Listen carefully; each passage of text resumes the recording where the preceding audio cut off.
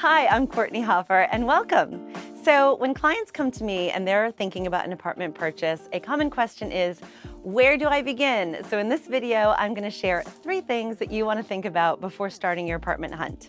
So step 1 is that you're going to want to come up with a budget and understand what your purchase power looks like.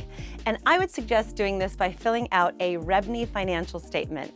And REBNY stands for the Real Estate Board of New York. This REBNY financial statement is a snapshot of your financial picture, and it will list all of your assets, your liabilities, your income, your debts, and it gives you a really good understanding of where things stand at the moment. This financial statement is included in any offer submitted in New York City, and it's good for you to reference to get an understanding of what the numbers look like.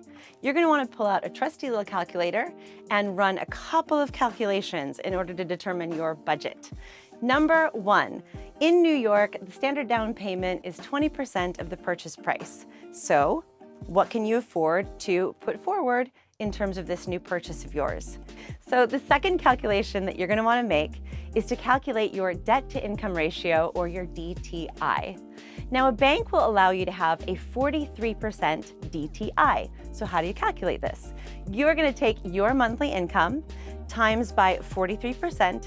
And that number is the amount of debt that you can carry per month if you're financing.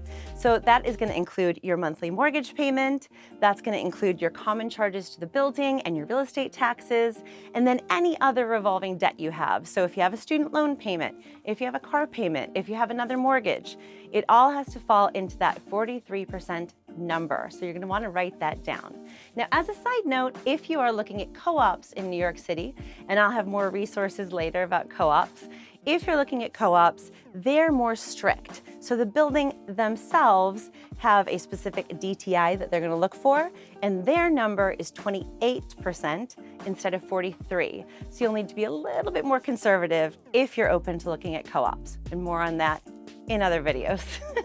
So back to basics. The third thing that you're going to want to do is calculate your reserves.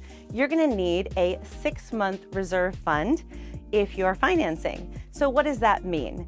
You're going to take that monthly number that we found out for your debt to income ratio, and you are going to times that by 6, and that's the number that you have to have post-closing. So that's not including your down payment. This is money left over after you close.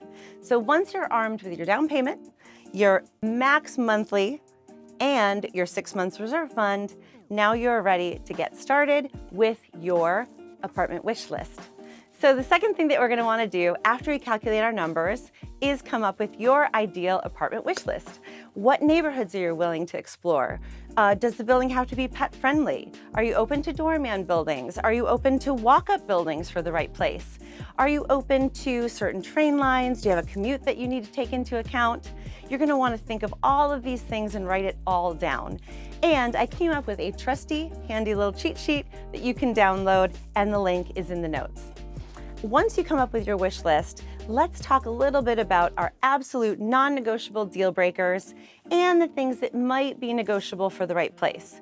If, let's say, you got a brand new, super cute puppy, obviously the building has to be pet friendly. It's a deal breaker. But maybe you'd really like a washer dryer in the apartment. You're willing to compromise on it though for the right space. Maybe if it's in the building, that's okay. Not ideal, but okay. So we want our whole wish list and then a list of non-negotiables and maybe negotiable for the right place, so you know what your priorities are and they're in the right order.